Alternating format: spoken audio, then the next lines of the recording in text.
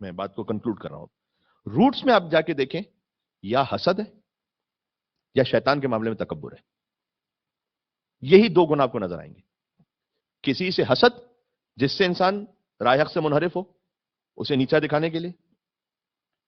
مثلا امام رضا علیہ السلام کے بھائی, 7ویں امام کے ڈائریکٹ بیٹے, ان میں سے بعض بھائیوں نے امام رضا علیہ السلام کی امامت کو قبول ہی نہیں کیا ہے, اور وہ برملا کہتے ہیں کہ یہ علی رضا امام نہیں ہے, نعوذ باللہ من ذالک.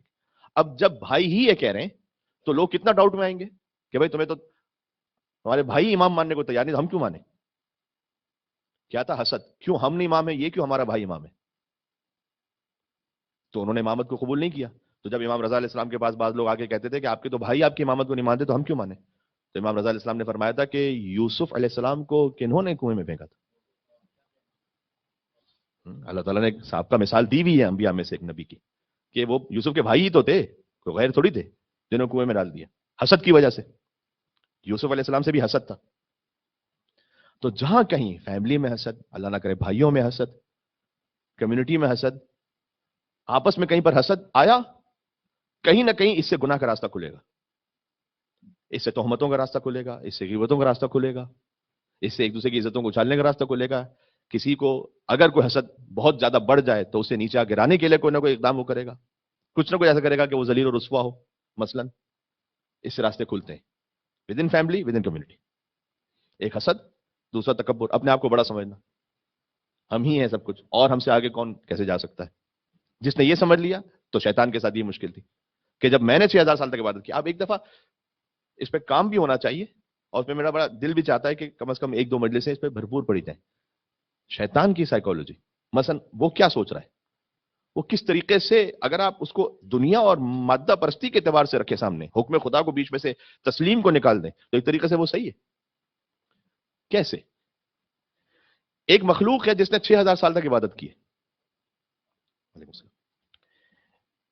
ایک اور اللہ کی مخلوق ہے کہ جو بھی بند رہی ہے, پوری بنی بھی نہیں, مٹی پانی میں, ابھی ایک طریقے سے آدم کا پتلا بنا ہے, اور اس میں اللہ نے اپنی روح پھونکی, ابھی ابھی بس وجود میں آیا ہے ایک انسان. اللہ اس 6000 سال کی عبادت کو کرنے والے سے کہے کہ اس کے سامنے سجدہ کرو. بھائی یہ کون ہے؟ ہوتا ہے نا بعض مرتبہ, بھائی تم تو ابھی ابھی آئے, تم ہو کون؟ ہم یا 20 سال سے, ہم یا تم کون؟ تو چونکہ یہاں تو خیر اللہ کے حکم کی کوئی بات نہیں ہوتی ہمارے آپس کے معاملات میں, ہمارے تو معاملات کچھ اور ہوتے ہیں, لیکن وہاں اللہ کا حکم ہے. اللہ کا حکم ہے ابلیس کو بھی کہ سجدہ کرو.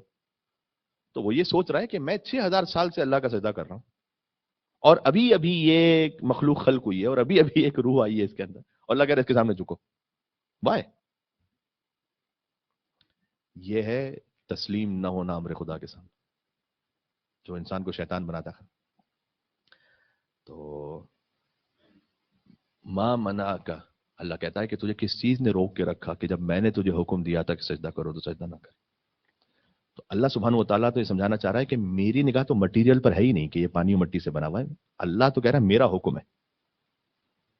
تمہاری نگاہ مٹیریل پر ہے نا, میرا تو حکم ہے یہاں پر, تم کیوں نہیں جھک رہے؟ اور اس پر اللہ تعالیٰ نے اس کا امتحان بھی ایسے لیا ہے.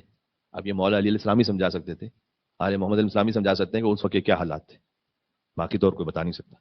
تو مولا علی علیہ السلام نے فرمایا ہے کہ خود قرآن میں اس کا اشارہ موجود ہے کہ اللہ سبحانہ و تعالیٰ نے آدم علیہ السلام کی مٹی کو خلق کیا تھا جس میں سڑی ہوئی کھنکھناتی مٹی, کوئی بہت اعلیٰ کوالٹی کی بھی نہیں تھی. یہ کیوں تھا؟ تاکہ اس کا امتحان پورا ہو, مٹیریل کو دیکھ کے نہیں جھکے. اللہ چاہتا تو کسی ایسے جوہر سے خلق کرتا کہ جس خود بخود آپ کو ہوتا نا, کبھی کبھی کوئی ایسی شے ہوتی ہے کہ آپ کا دل جھک جاتا ہے, یا کیا بات ہے. ایسا نہیں تھا کوئی, ایسا نہیں کہ بظاہر کو بہت فیسینیٹنگ ہے, بظاہر سڑی ہوئی کھنکھناتی مٹی ہے. اللہ کہہ رہا آپ جھکو, چونکہ میرا حکم ہے. یہ اللہ کیا چاہتا تھا؟ کیونکہ اللہ سبحانہ و تعالیٰ اپنے علم غیب سے جانتا تھا کہ 6000 سال کی عبادت کر کے تکبر میں آ چکا ہے. اللہ اس کے غرور کو توڑنا چاہتا تھا. تو وہ نہیں توڑ سکا اپنا تکبر, نہیں جھک سکا. حسد اور تکبر آپ دیکھیں گے اینڈ میں جا کے یہی ہے کہ جو برباد کر دیتے تھے، کہیں نہ کہیں اپنے آپ کو بڑا سمجھنا. بلکہ ایک روایت یہ بھی یہاں سے روایت ذہن میں آ رہی، بات ختم کر رہا ہوں کہ اللہ عز و جل نے پیغام یہ دیا کہ ایک موقع ایسا آئے گا، یہ اب آدم علیہ السلام کی خلقت سے پہلے کی بات ہے، پہلے آسمان پر یہ پیغام آیا کہ ایک پیغام ایسا آئے گا کہ اللہ سبحانہ و تعالیٰ کا ایک حکم آنے والا ہے تم تک، تم سب اطاعت کرو گے سوائے ایک کے، ایک تم میں سے وہ بدبخت قرار پائے گا. تو جب پہلے آسمان پر پیغام آیا تو وہ جو پہلے آسمان کے فرشتوں کا سردار تھا، اس نے اپنے آپ کے لیے سوچا کہ کہیں وہ میں ہی تو نہیں ہوں، ایسا نہ ہو کہ وہ میں ہی ہوں. اور اس نے یہ بات دوسرے آسمان کے فرشتوں تک پہنچائی، تو دوسرے آسمان کے فرشتوں تک یہ بات پہنچی تو ان میں سے بھی جو سردار تھا اس نے یہ کہا، جو فرشتوں کا جو اللہ سبحانہ وتعالیٰ نے دوسرے آسمان پر انچارج مثلا رکھا ہوا تھا، اس نے یہ کہا کہ دوسرے فرشتوں کے لیے کیا، میں تو خود اپنے آپ کے لیے پریشان ہو گیا جب تم نے یہ بات کہی ہے، میں دوسروں تک یہ بات پہنچاؤں. اور یہ بات تیسرے آسمان تک پہنچی، چوتھے آسمان، پانچویں آسمان، چھٹے آسمان، ساتویں آسمان. بس جب یہ بات ابلیس تک پہنچی تو اس نے کہا کہ ہاں تم، یعنی میں مفہوم سنا رہا ہوں روایت کا، کہ ہاں تم تو اپنے بارے میں صحیح سوچ رہے ہو، پریشان ہو رہے ہو، لیکن میں نے تو 6000 سال تک مثلا عبادت کی بھی، میں تو ایسا نہیں ہو سکتا، میں نے تو اتنے سجدے کیے، تو ایک اور سجدہ ہو جائے گا تو کیا فرق پڑے گا. اسے معلوم نہیں تھا کہ اللہ کس کو سجدہ کروانے والا اور کہاں کروانے والا.